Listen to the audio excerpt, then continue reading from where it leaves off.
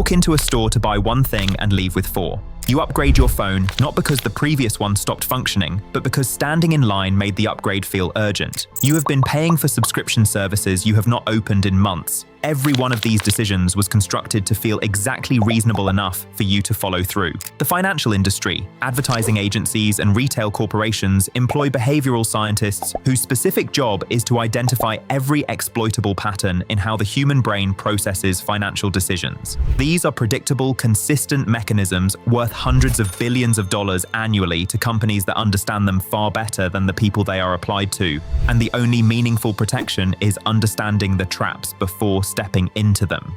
Today, you will discover how corporations use behavioral psychology to override your financial judgment and what specific awareness breaks the pattern before it costs you.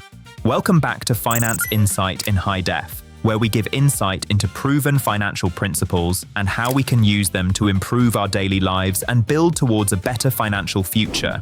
If you are new here, consider a like and subscribe as we dive into the 8 principles on how corporations use psychology to keep the majority spending while the minority builds wealth. Principle 1. The anchoring effect that makes every discount feel like a victory. The first principle exposes the most widely deployed pricing psychology in retail: anchoring. Anchoring is the tendency to weight the first number encountered in any decision far more heavily than is justified, even when that number is completely fabricated. When a retailer marks a shirt as originally priced at $120 and now selling for $60, that higher figure is not a price the shirt ever sold at in meaningful volume. It is a reference point placed there to make $60 feel like a gain rather than a cost. Research by Daniel Kahneman demonstrated that anchoring distorts decision-making even when people are explicitly informed the anchor is arbitrary. Amazon's original price display, hotel rack rate comparisons, and car dealers presenting MSRP before negotiation all function on this mechanism. The relevant question is never whether the price represents a discount from the anchor, but whether the item was in the budget before the anchor was seen. Principle 2. The loss aversion trap that makes fear a stronger buying signal than desire. The second principle reveals why marketing framed around what you stand to lose consistently outperforms marketing framed around what you stand to gain. Loss aversion establishes that human beings experience the pain of a loss approximately twice as intensely as the pleasure of an equivalent gain. A 2-to-1 ratio documented by Kahneman and Tversky in prospect theory research published in 1979. Limited time offers, countdown timers, sold-out notifications, and language framing around what will be missed if action is not taken are all applications of the same mechanism. Extended warranties, identity theft protection services, gap insurance, and credit monitoring subscriptions are products the majority of purchasers never actually use, yet feel compelled to acquire because the emotional weight of the potential loss feels larger than the certain premium cost. Principle 3. The social proof mechanism that converts peer behavior into spending pressure. The third principle demonstrates how corporations weaponize the human tendency to base decisions on what others choose. Social proof, the reliance on others' behavior as evidence of the correct decision, is a fundamental feature of human cognition that marketers have deployed with extraordinary precision. Bestseller labels, most popular plan designations, review counts, and trending product badges are all social proof triggers that communicate nothing about whether a product suits a specific buyer's needs or budget, but all activate the brain's social comparison circuitry that evolved to use others' behavior as a shortcut when personal information was unavailable. Pew Research Center data consistently finds that social media exposure significantly increases spending on clothing, dining, travel, and home products among users who compare their actual situations to the curated presentations of others. Principle 4. The subscription model that converts inertia into permanent revenue. The fourth principle addresses the auto-renewing subscription, the business model that most efficiently converts consumer passivity into continuous revenue. A $15 monthly subscription costs $180 annually, and a household carrying 8 subscriptions across streaming services, apps, software platforms, and delivery memberships pays $1,440 annually without noticing individual charges because each is too small to trigger attention. A 2022 survey by C+R Research found that Americans underestimate their monthly subscription spending by an average of 218%. The wealthy audit subscriptions systematically, treating each recurring charge as a line item that must justify its cost rather than a permanent overhead running indefinitely by default. Principle 5.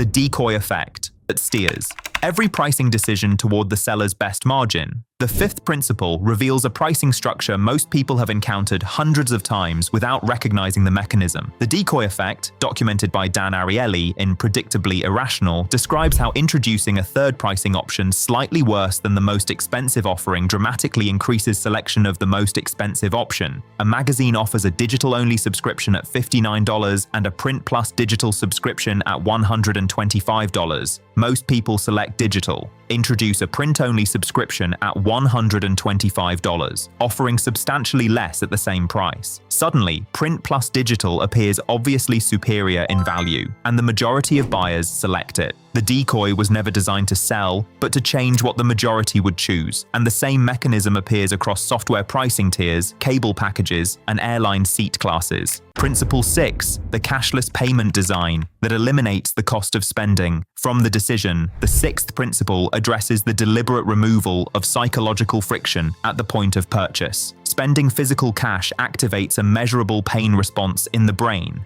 and every mechanism that removes the physical act of handing over money reduces the psychological resistance to spending it.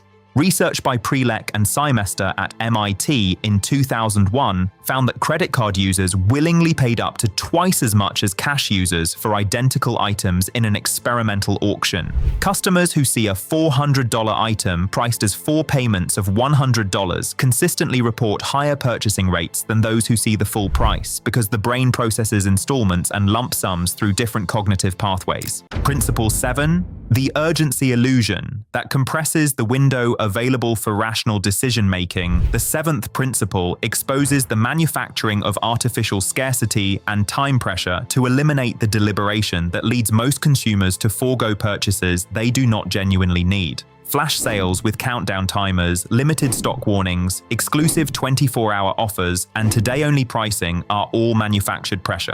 Amazon Lightning Deals timers, hotel booking sites displaying only 2 rooms left, and airline fare displays showing limited seats are urgency implementations that may or may not reflect actual scarcity. A 2019 study by the Dark Patterns Research Project found that urgency claims on major e-commerce platforms are inaccurate in a significant proportion of cases. Countdowns reset, limited stock replenished, and sales extended. The function of urgency is to prevent the comparison shopping and deliberation that leads most consumers to recognize they do not need the item. The wealthy impose their own deliberation window on every non-essential purchase, separating the decision from the urgency trigger that prompted it. Principle 8, the rewards program that generates more revenue from cardholders than it returns to them. The final principle addresses loyalty systems that present themselves as consumer benefits while extracting more value from user behavior than they distribute in rewards.